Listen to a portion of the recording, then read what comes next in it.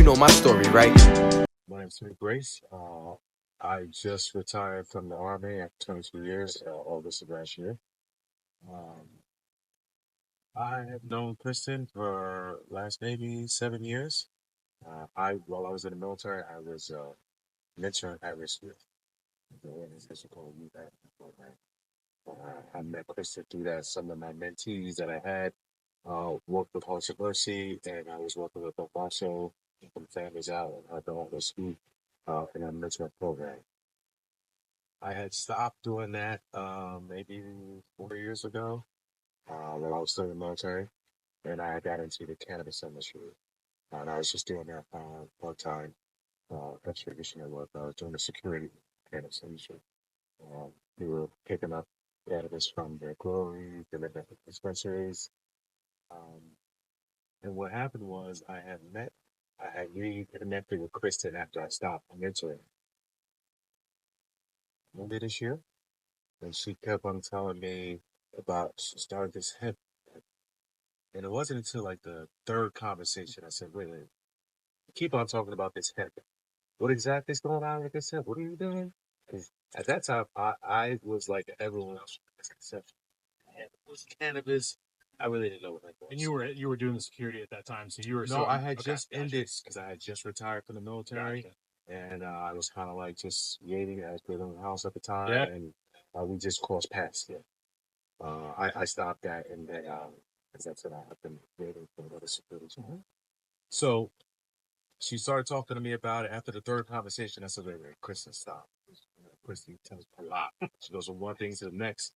And I said, wait, wait, tell me about this hip. And she told me, oh, about her family, the house, property, business. So then at that time, I said, well, Kristen, yeah, I've been working, and I never told you, but I've been working in the cannabis industry for the last 2 years. And just retired, but I stopped doing that. And I moved the cannabis side. So she was very intrigued by that since we already had a relationship working at risk youth. And I just told her what I was doing, and she introduced me to Mike Dante. Not interview, we just had a conversation, and they brought me onto the team. Um, at the time, been retired for a year trying to find my way. I started my own security company, Grace Security. And I was doing some consulting and doing some deliveries, but nothing extravagant. So they brought me out to the team. They needed help with operations. They told me about the casita. The time they told me about the casita was just sitting in Kansas. And they kept on saying, well, we want to do this, we want to do this. But I'm like, okay, well, what's going on with it? And I come from an operations background in the military. So our job is to make things happen. Even if you gotta wait after you hurry up, you still gotta hurry up. Exactly. So I was operations sergeant major in the military. And so I just started making things happen. And we went from where it was sitting in Dodge City, Kansas, to Topeka at their festival. Then from the Topeka to Penn State University for their field day. And from there, we made connections to Delaware Valley University. Uh, then we found out about Cornell University having their Hemp Field Day. We just actually got back from them 2 weeks ago. And it's here for the workshop, and we've got plans for it to go to Stockton, Rutgers, and as it works back to Kansas, um, we had a couple other universities in mind of whoever else would be interested. Um, so so one of the things I started asking as I came onto the team is, in the military, it's always about the mission, right? The mission and the vision. And we can know what our mission, but if your employees, your staff don't know what your vision is, and everybody else is running their own separate ways, they have to know what the true vision is. I got that out of them, Kristen. But we're still kind of with the hemp industry. It's new. There's a lot of different avenues to go. Kristen has the land in Kansas, the 3,000 acres. And as far as farming, I'm not a farmer, but I'm willing to learn. The movement of the casita for education, some of the apparel, whether it's fiber, grain, herd. We think we're still trying to find our way. What do you think so far as like when you're going to all these different colleges, you're obviously meeting with progressive thinkers that are kind of looking forward.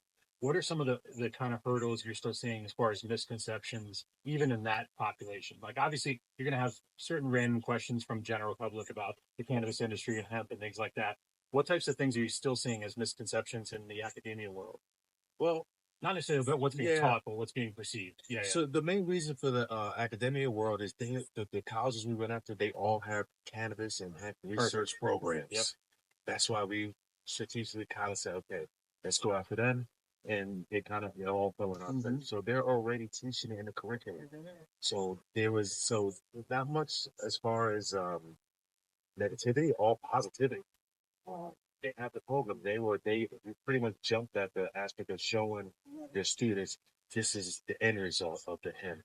Right. So you were perfect. So you were matched with ones that had an understanding and stuff like that. That's perfect. Yeah, we haven't really got into anyone who did it. We had an opportunity to go to Ohio because I know they're having issues with industrial hemp in the state. It didn't work out. Fall or something like that. Yeah, it didn't work out, but they really wanted it to change those misconceptions. Yep.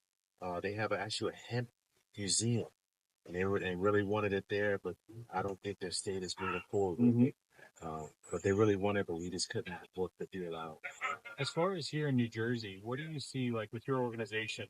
You're obviously looking to impact the community around you and things like that. For your history in your life, you've been in the life of service. Yes. I mean, that exemplifies everything you're doing. And how do you see how the cannabis industry can be of service to just the general population of the world? Not that big, that's so broad. Let's say the United States, or let's talk about just specifically New Jersey then.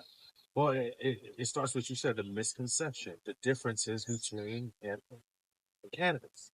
I didn't know what the difference was at all. I thought hemp was like another name for cannabis or something. I wasn't familiar. I knew exactly what cannabis was, but then I learned all the differences with hemp between the CBD side, the grain side, which just is approved to feed to the hens. They're trying to get the cattle. You have the fiber side, and you also have the herd side for cannabis. I believe that the education part of just having people understand the differences and seeing the uses of hemp, and the fact that we were using this many, many years ago in the United States. Many years ago, people just don't know. We're gonna have a whole nother episode about there's another whole episode of how we stopped using it, and we're behind. I get all passionate about that. Right, and we're behind. And Europe and all the other countries, they're 50 years ahead of us. Yep.